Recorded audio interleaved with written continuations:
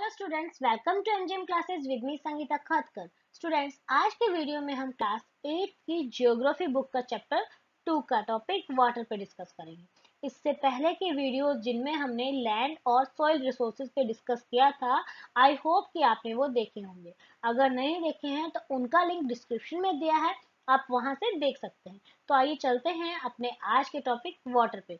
पर उससे पहले अगर आपको मेरा ये वीडियो पसंद आए तो आप चैनल को सब्सक्राइब जरूर करें। हमारा आज का टॉपिक है वाटर। वाटर हमारे लिए बहुत नेसेसरी थिंग है। अगर हमें होल डे अगर हम खाना नहीं खाते हैं तो हमारे को कोई प्रॉब्लम नहीं होगी, लेकिन अगर होल डे हम वाटर ड्रिंक नहीं करते हैं तो हमें बहुत सारी प्रॉब्लम्स हो जाती है। हम बिना वाटर के नहीं रह सकते। Water is a whittle renewable natural resources. Water जो है एक विटल रिन्यूएबल नेचुरल रिसोर्सेज है। 3/4 earth surface is covered with water. हमारी अर्थ की सरफेस का 3/4 जो है वो वाटर से कवर्ड है। It is therefore appropriately called the water planet.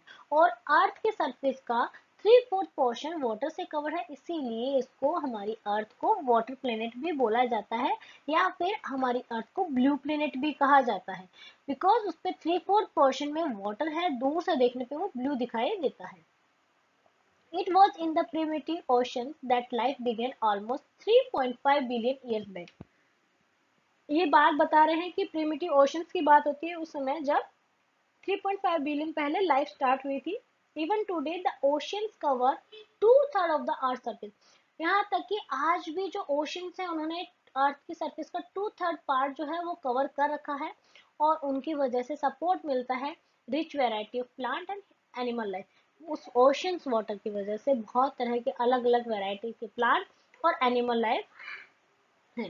The ocean water is however saline. हमारा जो ओशन वाटर है हमें पता है कि वो सलाइन है, मीन्स वो खारा पानी है, and not fit for human consumption. और वो सलाइन होने की वजह से ह्यूमन कंजप्शन के लिए फिट नहीं है, मीन्स हम उसको यूज नहीं कर सकते हैं। Fresh water accounts for only about 2.7%।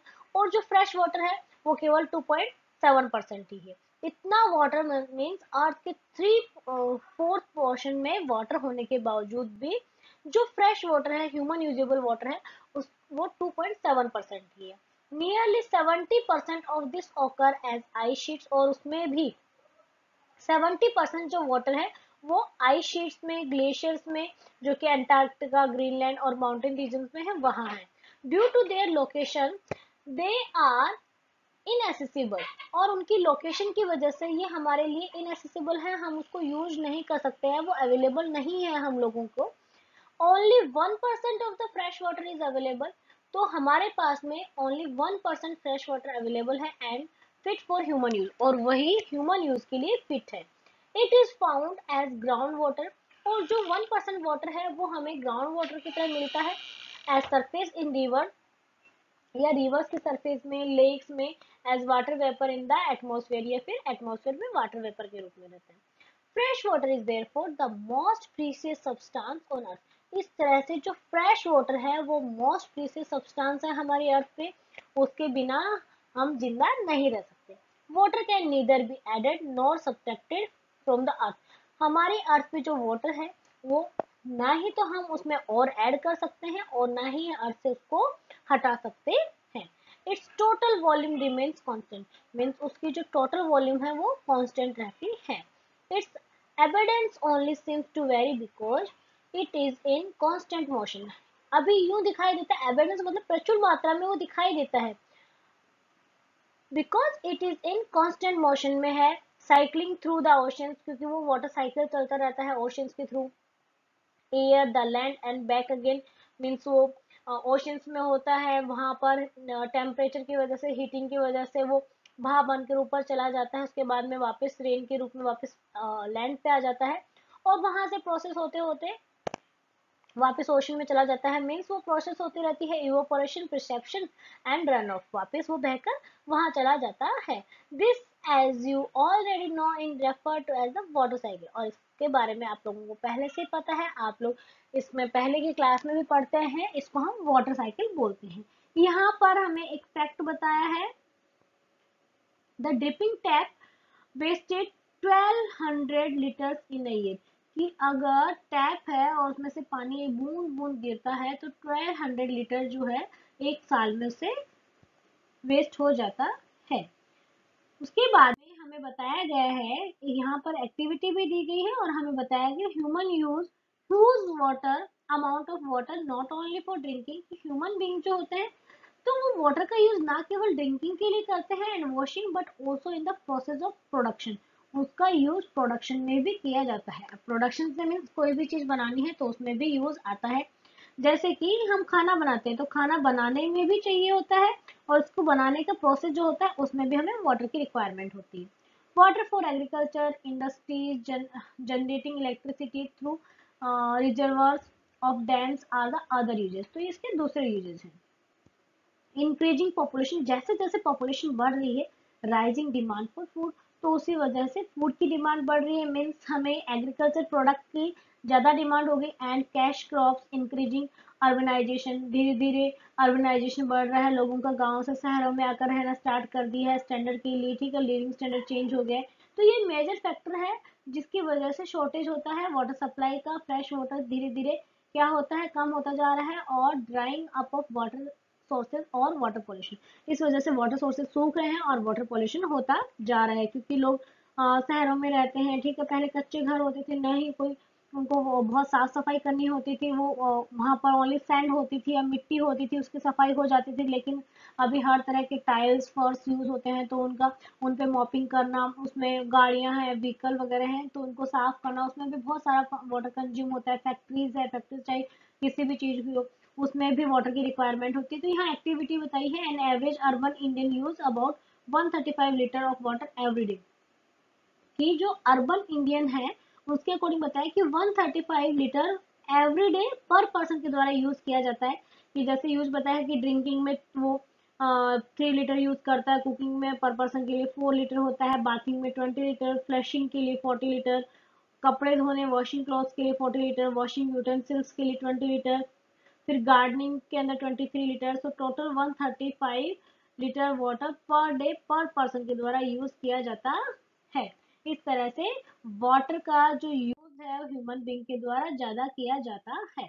अब वाटर का यूज ज्यादा किया इट मीन्स प्रॉब्लम्स आई हमें वाटर की अवेलेबिलिटी को लेकर। There is scarcity of water in many regions of the world, और इस तरह से वाटर स्कैर्सिटी देखने को मिली, पानी की कमी देखने को मिली है हमें वर्ल्ड के बहुत सारे रीजन्स में। Most of Africa, West Asia, South Asia, part of western USA.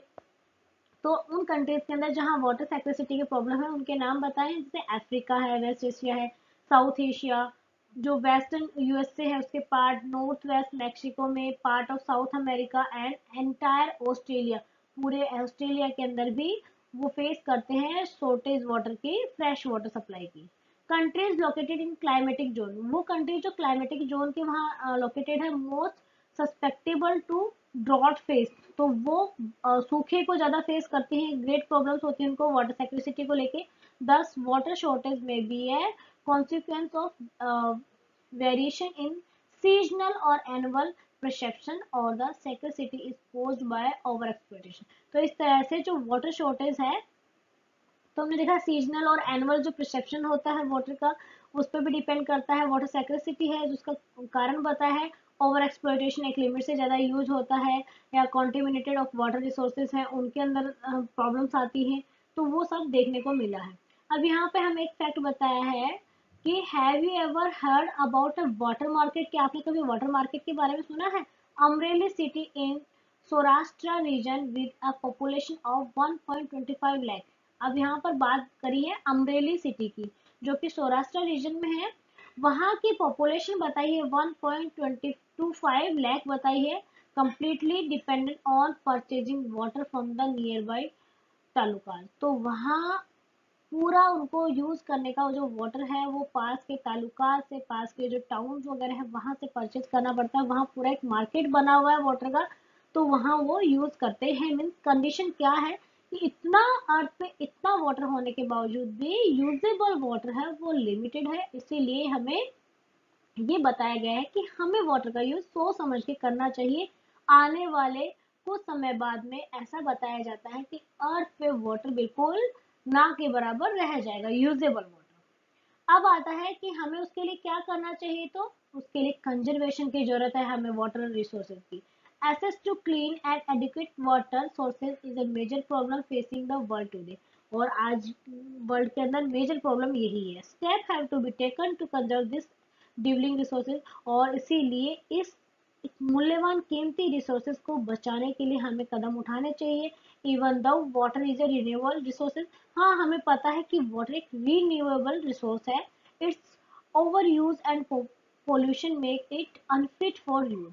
लेकिन अगर हम उसका ओवर यूज करेंगे और पोल्यूशन की वजह से जब वो वाटर खराब हो जाता है तो मीन्स हमारे लिए वो अनफिट है, हम उसका यूज नहीं कर सकते। डिस्चार्ज ऑफ अनट्रीटेड और पार्शियली ट्रीटेड सेवेज मतलब गंदा पानी, फैक्ट्री से निकलने वाला, एग्रीकल्चर केमिकल से वाटर खराब हो जाता है, इंडस्ट्रियल जो इन्फ्लुएंट्स है वाटर बॉडीज के अंदर वो छोड़ दी जाते हैं। तो ये मेजर कंटामिनेट्स हैं जो जिनकी वजह से वाटर जो है वो अनफिट हो जाता है हमारे लिए, वो पोल्यूट हो जाता है। दे पोल्यूट वाटर विथ नाइट्रेट्स, उसकी वजह से वाटर के अंदर नाइट्रेट मिक्स हो जाती है, मेटल्स एंड पेस्टिसाइड्स मिक्स हो जाते हैं जो कि वाटर को पोल्यूट कर देते हैं। Most of this chemical being non biodegradable, इनमें से जो बहुत सारे केमिकल फर्टिलाइजर डाले जाते हैं, जो केमिकल्स हैं ये नॉन बायोडिग्रेडेबल होते हैं, तो वो ह्यूमन बॉडीज में पहुंचते हैं वाटर के through. Water pollution can be controlled by treating these effluents suitably before releasing them in water bodies। तो यही कह रहे हैं कि जो वाटर पोल्यूशन है उसको हम कंट्रोल कर सकते हैं किस तरह से, कि ये जो इन्फ्लुएंट्स जो है तो उनको हम रिलीज करें वाटर बॉडीज में, छोड़ने से पहले उनको हम कैसे भी करके उनको निकालें। फॉरेस्ट एंड जो अदर वेजिटेशन है cover slow the surface run of and replenish underground water. इस तरह से कह रहे हैं कि जो फॉरेस्ट और दूसरे जो वेजिटेशन बताई है तो वो जो कवर करते हैं, तो हमें उस सरफेस को पानी जो यूज करते हैं उसको सोच समझ के हमें करना चाहिए। Water harvesting is another method है वाटर को सेव करने के लिए, ताकि वो बहे नहीं, रन ऑफ मीन्स बहकर खराब हो जाता है। Water is use for irrigating field, fields को इरिगेशन के लिए भी वाटर का यूज किया जाता है। The canal should be properly lined, जो कैनल है उनके प्रॉपरली लाइन होना चाहिए, मिनिमाइज लॉसेस होना चाहिए उसमें पानी का, सीपेज नहीं होना चाहिए क्योंकि सीपेज की वजह से वाटर जो है धीरे धीरे सिप सिप होता होता बहुत सारा वाटर लॉस हो जाता है।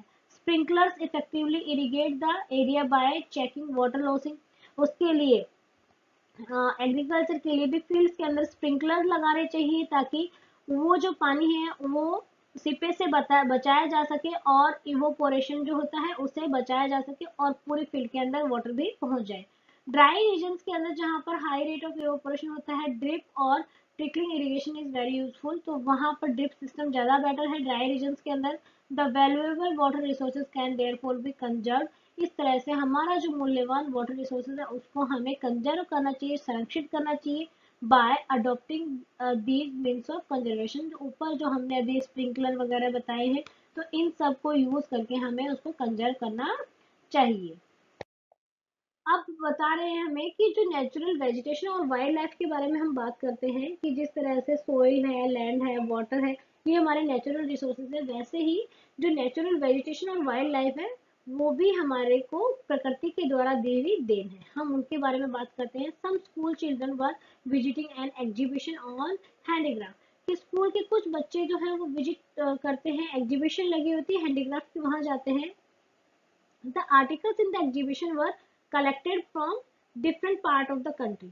इसमें जो आर्टिकल्स आते हैं एग्जीबिशन में वो कंट्री के अलग अलग पार्ट से आते हैं। Mona picked up a bag and exclaim, उसी समय जो मोना है वो एक बैग उठाती है और वो बोलती है this is a beautiful hand bag, ये बहुत सुंदर हैंड बैग है। Yes it is made from jute, हाँ ये जूट से बना है। द टीचर सेड, टीचर उसको बताते हैं मोना को कि ये जूट से बना है। Do you see those basket lamp shades and chairs, क्या आपने वो बास्केट है, लैम्प है, ये सब देखे हैं?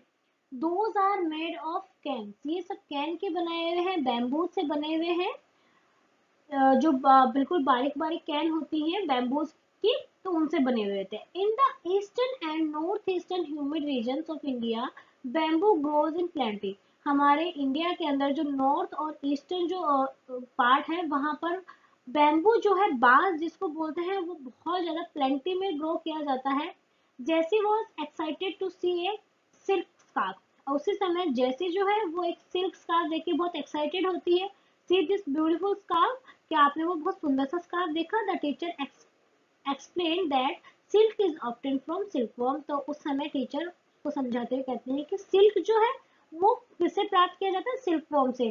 That are bred on mulberry trees, जो कि कहाँ पर होते हैं, कहाँ पर बड़े होते हैं? मलबरी ट्रीज पे होते हैं।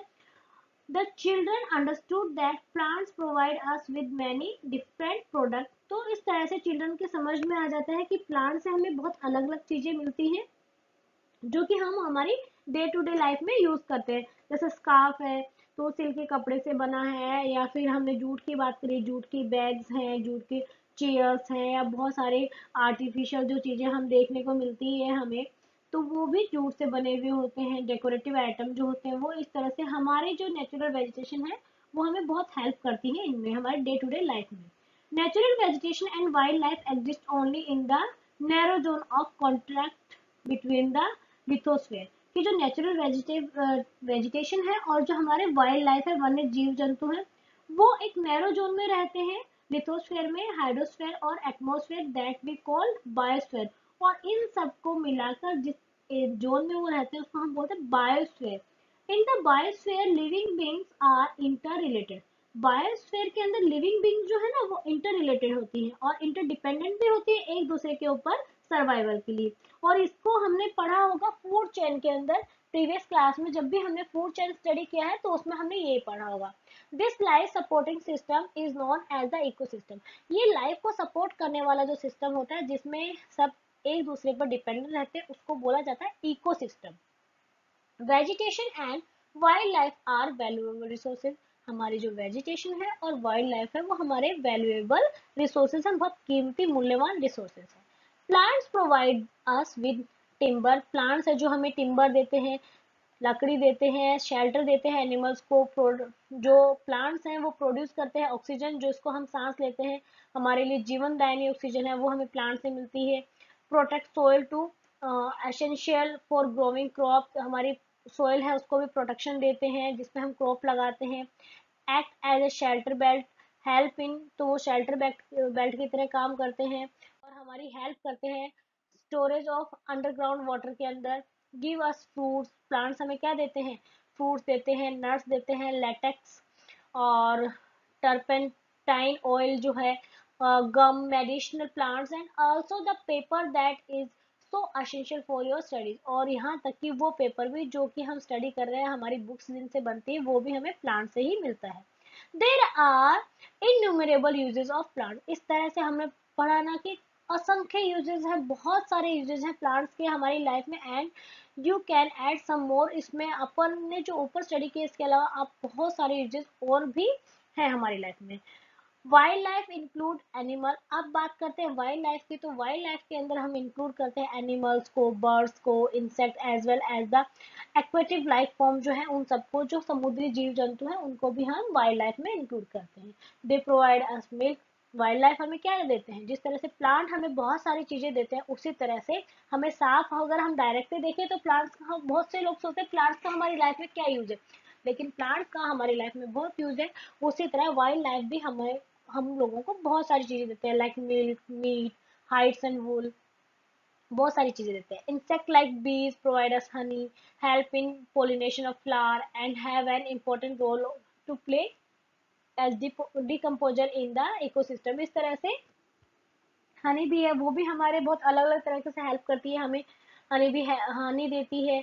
जो फ्लावर्स के पोलिनेशन होते हैं, जो परागकण होते हैं, इनको वो नेक्टर जब लेके जाती है तो वो इधर उधर गिर जाते हैं, वहां पर भी फ्लावर और प्लांट ग्रो कर जाते हैं। इस तरह से वो हमारी लाइफ में हेल्प करती है। The birds feed on insects and act as decomposer. Birds जो होते हैं वो क्या खाते हैं? इंसेक्ट्स वगैरह खाते हैं। इस तरह से डिकम्पोजर का काम भी वो बहुत अच्छे से करते हैं। Vulture due to its ability to feed on dead livestock is a scavenger and considered as a vital cleanser of the environment। और इसी तरह से बात करी जा रही है किंगफिशर की। अगर बात करें तो वल्चर की बात करें तो वल्चर जो है उसको बोला जाता है कि वो क्लींजर का काम करता है, हमारे इन्वायरमेंट के अंदर साफ सफाई का काम करता है, क्योंकि वो डेड और डिकेइंग जो भी इंसेक्ट वगैरह है उनको खाता है।